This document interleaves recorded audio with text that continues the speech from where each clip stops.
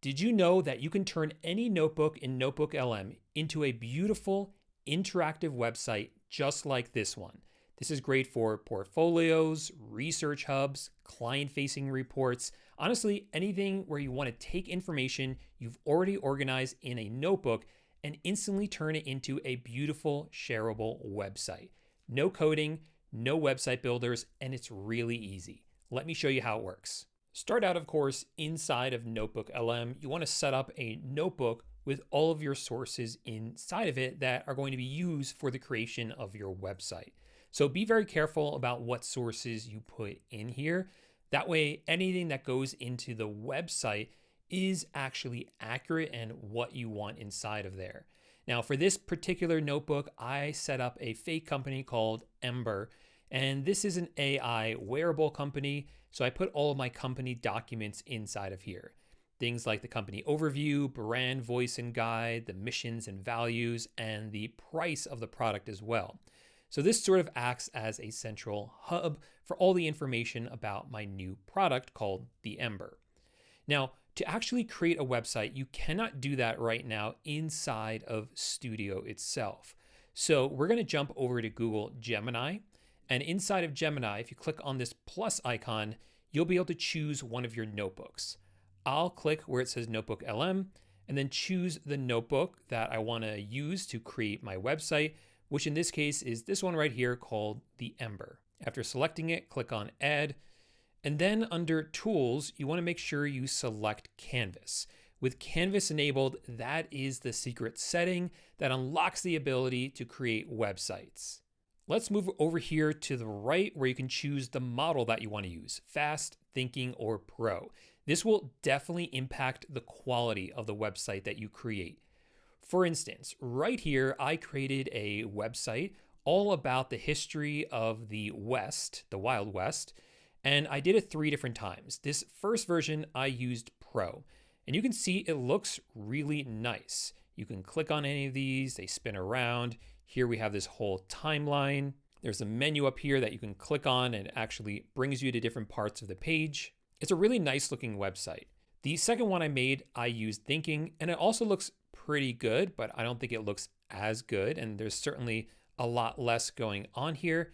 And then finally, the last one I created using Fast. And you can see how different the quality is. Still fine, but it is a big contrast to Thinking and certainly Pro. So when it comes to creating your website, you want to use the best model that you have access to.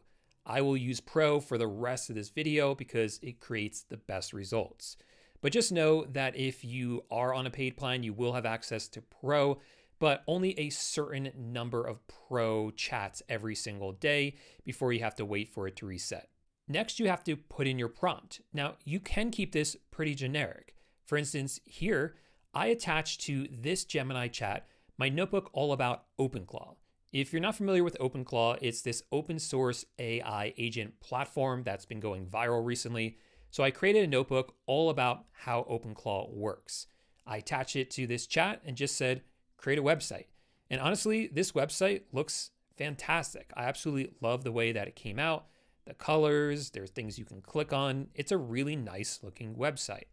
But I ran it again, but this time I gave it a different prompt. I told it to create an interactive website about how to use OpenClaw. So still pretty broad, but it narrowed it down a little bit. It's not just about what OpenClaw is, but how to use it. And so now this website is more of what I'm looking for because it focuses in on how to actually set up and use OpenClaw. And then finally, I ran it one more time, but was a little bit more detailed with my prompt. I said, create an interactive website, and I want to specifically focus in on which AI models to use with OpenClaw. So this is a lot more specific. There's less information here, but it's more specific information. So just know that the more specific that you get, the smaller the website may be and the less creative Gemini can be with the creation of it, but that might be what you're looking for. Personally, I find like a good middle ground, like create an interactive website about how to use this is good. It gives Gemini that flexibility while still honing in on what I'm looking for.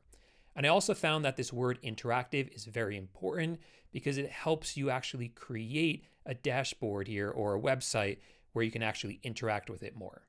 So returning back to a fresh chat, let's tell Gemini to create an interactive website for my new product, the Ember. It should include pricing, info about the company, etc., and also include a quiz people can take to determine if the Ember will be a good fit for them. The goal is to sell the product. I'll submit that along, and I'm not going to jump to when this is finished because I want you to see in real time how quickly this works.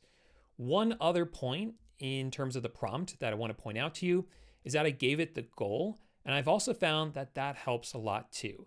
If you tell Gemini what the goal is for your website or any project that you're working on, it's going to be able to get you better results in my experience, because it's not only able to understand or try to guess what you're trying to do, it will actually know what you're trying to do and will adapt based on that. Now over here on the right, we can see it actually coding out.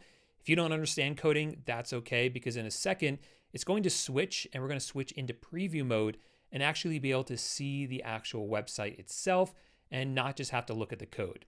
So here we are, it is now finished. So how long did that take? Maybe 30 seconds. It's really fast. So here's our website right here.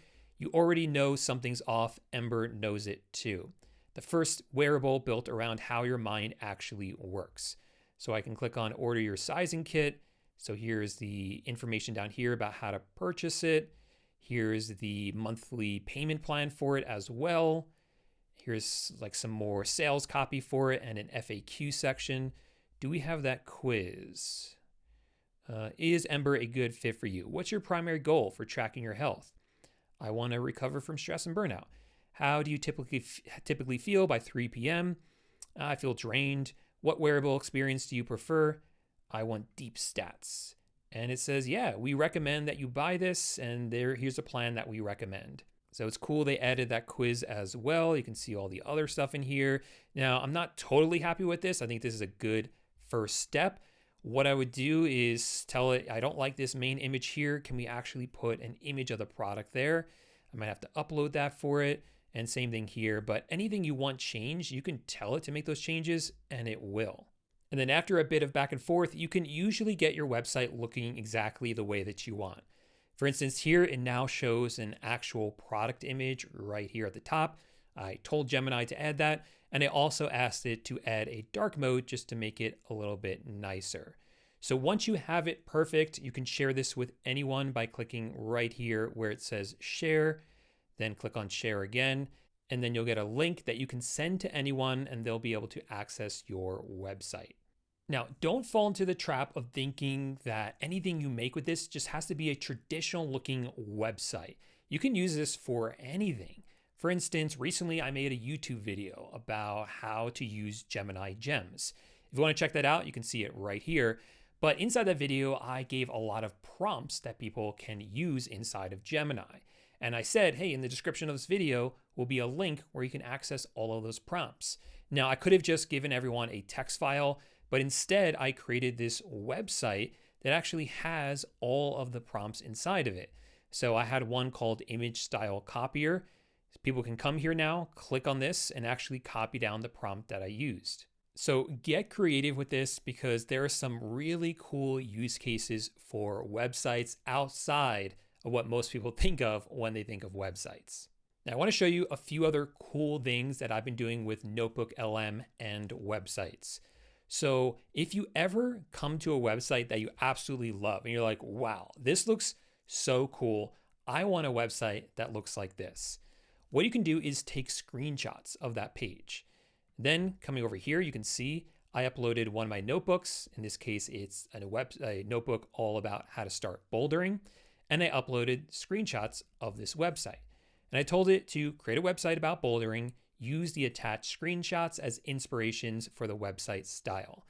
And after a little bit of back and forth, this is what it came up with. It looks really nice. So these are all different bouldering terms. I can click on any of them and see the definition of it. It's really neat. If you'll notice this original website, there's two different versions. There's the grid version and there's the spaces version. I took screenshots of both. So the spaces version came out pretty good. It looks a little bit weird, right? It's not perfect, but it's pretty neat and it does work. But another trick is instead of uploading screenshots, you can actually upload screen recordings.